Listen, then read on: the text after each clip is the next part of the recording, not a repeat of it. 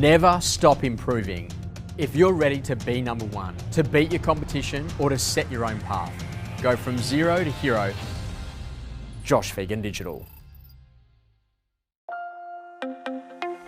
One of the great challenges in our industry is that often we do what other agents do. And a great example of that is when we go to collect feedback. What most real estate agents do is that we've got this whole process around getting feedback from the vendor, and usually we get that feedback directly after we've sold the property. So once we've got to that unconditional exchange, we send out a little survey and we say, hey, what was it like to sell with us? And they give us some feedback about what the selling experience was like and maybe some areas that we could improve on. And that's like fantastic, right? If you want to improve the actual sales experience. But ultimately, it is a little bit dependent upon the result that we got, the amount of time it took to sell that particular property, maybe the sale method that you used, and if it was successful on the day. But what I really want to know is that if you're going to be a great agent, you want to know why you actually win the business. You see, one of the interesting things is that when you lose a listing, you ring up the vendor and you try to find out what was the reason why they didn't make the decision to use you.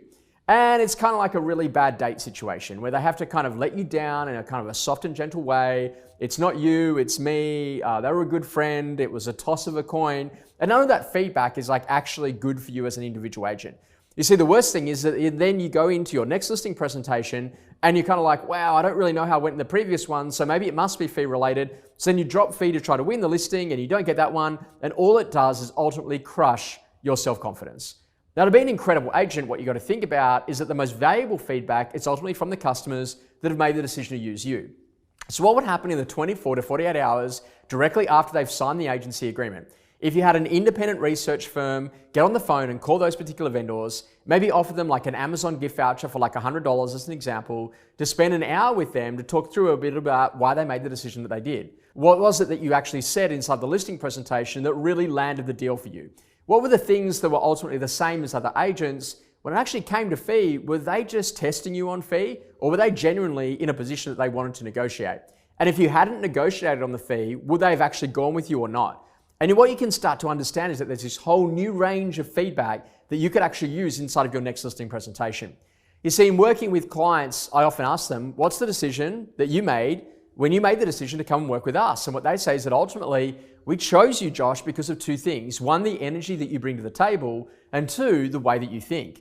So what I now know is that in doing great coaching, I need to make sure that I bring great energy to the table, and I also need to make sure that I think differently in order to be able to get themselves out of those particular situations to really provide that highly valuable coaching that significantly shifts the needle. So if you're going to be a great agent, what I want you to think about is stop copying what the competitors do and actually work out what are the points inside of the process that you really need to receive feedback that's going to allow you to either tailor the process going forward or to ultimately change the entire course of what you do so you can win more business more often at an even higher fee.